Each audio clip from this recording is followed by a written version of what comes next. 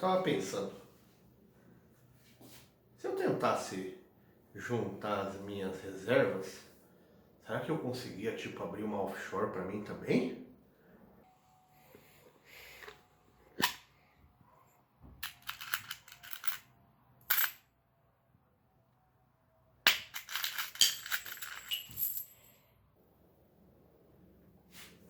Fala pessoal, tudo bem? Eu sou o professor Luciano Kenji e você está no Cinegel. Você às vezes tem a sensação de que é passado para trás, que tem roubalheira acontecendo no seu país, que tem gente que ganha dinheiro às custas dos outros e você não faz a menor ideia de como ninguém consegue descobrir isso daí? Hoje a gente vai falar de um filme que meio que norteia o roteiro passo a passo de como funciona o esquema da chamada lavagem de dinheiro. Sabe como que funciona? Não?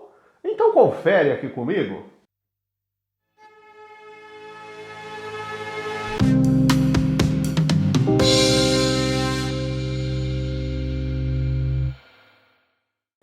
A Lavanderia, The Laundromat, filme de 2019, dirigido por Steven Soderbergh, protagonizado por Meryl Streep, Gary Oldman e Antônio Bandeiras.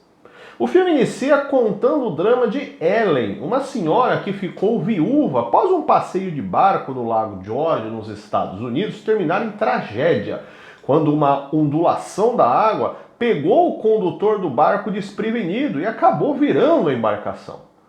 O marido de Ellen é uma das 21 vítimas fatais que morreram afogadas neste acidente. Mas a dor da perda de seu companheiro por tanto tempo ganha mais 2 novos capítulos. Primeiro, ela estava prestes a se instalar novamente no quarto de hotel em Las Vegas, junto com sua filha e suas netas, onde há um saudosismo especial, pois ela tem a visão exata para a esquina, com o exato ponto, exato local onde ela conheceu o seu falecido marido. Mas ela recebe a notícia de uma corretora imobiliária que ela precisará ficar em outro apartamento, pois ela fechou uma venda por um valor muito alto, pago em dinheiro, na qual ela não poderia recusar. E segundo, ela recebe a notícia de todo o rolo que se gerou com a indenização para os parentes das vítimas do acidente que vitimou seu marido. As justificativas burocráticas são um pouco difíceis de entender, só que está a mesma proporção de complicada em relação à mutreta que está envolvida em todo o rolo. A empresa seguradora vendeu as apólices de seguro para outra. Mas esta outra não chegou a confeccionar o novo contrato da empresa de barcos. Então não havia um seguro formalizado no momento do acidente e blá blá blá. Quando Ellen recebe a notícia da mixaria que receberá, ela fica inconformada e decide ir até o endereço da seguradora, essa nova seguradora responsável, após pegar os dados da empresa, que tem o seu escritório estranhamente localizado no arquipélago de São Cristóvão e Neves, na América Central. Para o seu estranhamento, ao chegar no endereço, ela não encontra nem a fachada da empresa, mas sim uma aparente entrada de um prédio, uma residência, que não tem nada, não tem absolutamente imagem nenhuma que conote algum estabelecimento comercial. Ela decide então voltar aos Estados Unidos e buscar mais informações sobre a empresa e acabar entendendo que a situação da indenização pela morte de seu marido não é uma questão que esbarra apenas em burocracias. Os nossos outros 2 protagonistas estão diretamente envolvidos com a trama de Ellen. Eles são o alemão Mossack e o panamenho Fonseca, que possuem um escritório de advocacia em Cidade do Panamá, nome da capital do país, também localizado na América Central, que fazem o serviço de desburocratizar os trâmites de aberturas de empresas, possuindo clientes do mundo inteiro. Eu vou tentar não dar muitos detalhes sobre a trama para não estragar a sua experiência vendo o filme e acabar contando algum spoiler. Mas eu vou aprofundar bastante aqui no entender o que é este imbróglio na qual a Mossack Fonseca está metida. A história é real, baseada num escândalo que ganhou o nome de Panama Papers, sendo o personagem de Meryl Streep fictício, mas a dupla de advogados que é retratada a partir da história real, né, que são exatamente os nomes dos personagens reais, né, que batizam inclusive a empresa. Toda a história gira em torno de um escândalo dissecando os chamados paraísos fiscais. Você já olhou o mapa mundi? Você já parou para pensar qual que é o destaque econômico de cada país? Eu não estou falando de Estados Unidos, China, França, não. Vamos olhar para os cantinhos mais curiosos do mapa. Tipo, Bahamas, Ilhas Caimã, ou até os citados no filme Niue e São Cristóvão e Neves. Você nunca ouviu falar? Bom, ao ver no mapa, deu para perceber que eles são bem pequenos territorialmente, certo? O desenvolvimento econômico de um país se explica por um conjunto de fatores históricos e geográficos, como o processo de colonização, presença de reservas de recursos naturais, aspectos climáticos que permitam cultivos específicos e por aí vai. Mas se nós sabemos que o Brasil, no seu patamar de quinta maior extensão territorial do mundo, tem um histórico de economia produtiva bastante diversificado, abarcando em linha histórica o pau-brasil, cana-de-açúcar, ouro, café, soja, milho, minério de ferro, petróleo, industrializados e exportados em escala sul-americana e, enfim, por outro lado, os países citados anteriormente não possuem grandes fatores geográficos que os favoreçam.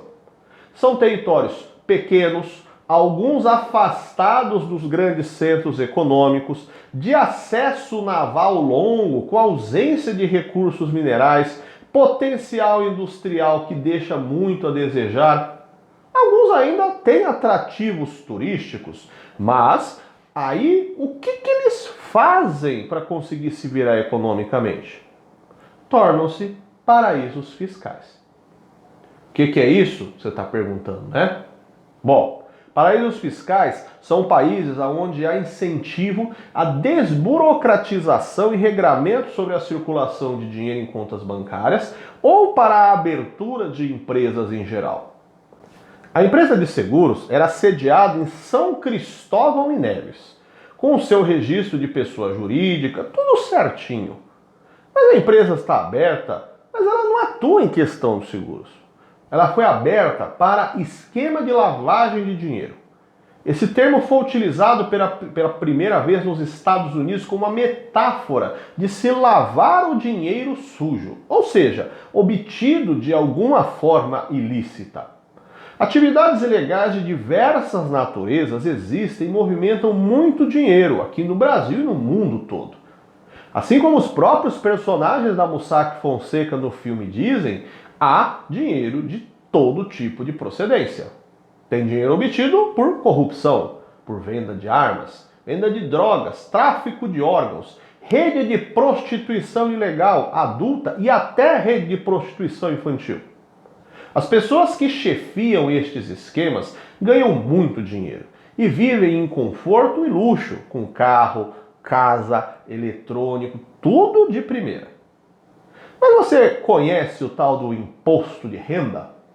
Então, é o momento em que o governo exige de você, cidadão ou empresa, como você obteve rendimentos ao longo do ano anterior. E ele vai fazer isso pedindo que você apresente os bens que você possui. Se você está cheio de bens, é porque você ganhou muito dinheiro, certo? Mas se você faz parte de alguma atividade que eu citei anteriormente, você tem que ser preso, porque você é um criminoso. Aí entra a lavagem de dinheiro. Primeiro, você já reparou que em muitos filmes onde as cenas de transações criminosas os vilões ou os pagamentos de resgate são feitos com uma maleta cheia de dinheiro, cheia de notinha, por que não faz a transferência por internet banking, que é muito mais rápido? Porque é um dinheiro que não pode ser declarado. Não tem como se identificar a origem, pois trata-se de algum tipo de atividade ilegal. E chegamos então no conceito de paraíso fiscal. Estes países facilitam a lavagem de dinheiro porque eles desburocratizam a abertura das chamadas offshores. Esse é o nome dado a empresas que são abertas fora do seu país de origem, em locais estrangeiros. Eu daqui do Brasil posso abrir uma offshore, posso abrir uma empresa em outro país. Mas é burocrático, eu preciso apresentar exigências que aí cada país terá seu próprio conjunto de regramento para que eu oficialize essa abertura. Mas nos paraísos fiscais, estes trâmites são facilitados propositadamente. Muitas vezes são países onde a carga tributária é menor, e aí entra onde estes países ganham. Ao ofertar estas vantagens, pessoas que têm ganhos de natureza ilícita abrem uma empresa, como a seguradora do filme. Mas nem vão para lá, não existe nada. Aí quando você realiza a sua transação ilegal, o dinheiro vai para uma conta que está vinculada à sua empresa offshore. O escritório da Mossack Fonseca, no Panamá, fazia estes trâmites, esses trabalhos burocráticos, como se fosse um serviço de contabilidade aqui no Brasil, intermediando as aberturas, as burocracias exigidas, confeccionando a abertura então das empresas, mesmo sabendo que eram falsas, emitindo certificações de ganhos das empresas que legitimavam a sua existência, mesmo elas nunca terem empregado ninguém de verdade ou atuado nos ramos específicos que eram designados. Então, por exemplo, eu vendo drogas, eu vendo armas. Você é o bichão mesmo, hein, doido? Aí, quando eu for declarar o imposto de renda, eu digo que são ganhos lá na minha seguradora em São Cristóvão e Neves. Olha, eu tenho até documento aqui, ó. Ó, se você está duvidando, tá aqui a veracidade da informação. Ó, o escritório da Mossack Fonseca imprimiu e mandou. Os governos destes países, já que não possuem grandes mecanismos de desenvolver atividades econômicas, optam por propositadamente abrirem suas fronteiras para esses capitais de origem ilícita, mas cobrando-se tributos sobre eles. Além disso, muitos paraísos fiscais oferecem ainda vantagens de sigilo de informação bancária, garantindo mais uma máscara que ajuda a cobertar a ação dessas empresas fajutas. E não ache que isso é exclusividade de países do mundo subdesenvolvido, não. Típica de país pobre, onde a mutreta rola solta. Suíça, Mônaco, Hong Kong também são paraísos fiscais. Eu já ouvi de alunos em sala assim, mas são países tão ricos, para que eles fazem isso? Aí eu peço para a gente inverter o raciocínio. Sendo países de dimensão tão pequena, ou até a Suíça que é maiorzinha, mas localizada numa área montanhosa, nos Alpes, no centro da Europa, como é que eles ficaram ricos com estas geografias teoricamente tão ruins? Agora eu entendi! Agora eu saquei! Agora todas as peças se encaixaram!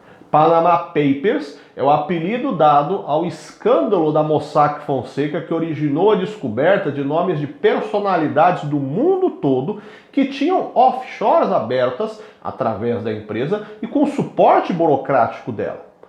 Tendo nesta lista entre eles o jogador de futebol Lionel Messi, o ex-presidente argentino Maurício Macri, ex-jogador de futebol Michel Platini, o ator Jack Chan, o diretor Pedro Almodóvar, enfim. Tem muito nome de gente famosa que vazou, inclusive de brasileiros. Mas não vou prolongar nisso, porque aí eu vou entrar na zona de spoiler e quero que você tenha a oportunidade de assistir. Caso fique curioso, coloque no Google posteriormente para ter mais informações sobre estes nomes que estão vinculados ao escândalo do Panama Papers. Eu quero, antes de encerrar este vídeo, agradecer a um aluno meu, no tempo de curso pré-vestibular, que no primeiro ano, quando estava engateando o canal ainda, ao final da aula, ele veio até mim e indicou este filme, dizendo que ele era de uma temática interessante, ligado a um assunto que tínhamos acabado de falar em aula. Eu estou agradecendo, só que ele nunca, né, a gente nunca teve a chance de, entre aspas, conversar mais, eu nem sei o nome dele. Caso você esteja assistindo agora, deixe seu comentário aqui, conte o que você está fazendo hoje. Muito obrigado pela dica, né? E tá aqui, confere então agora, né, o seu pedido, tá formalizado aqui no canal.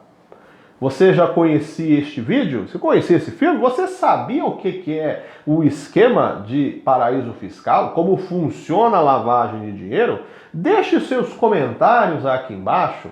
Você já se inscreveu no canal? Faça aqui, clique no botãozinho, clica no sininho para receber as notificações de vídeos novos e encaminhe, né, compartilhe para os seus amigos. E eu te vejo no nosso próximo vídeo. Até mais, tchau, tchau!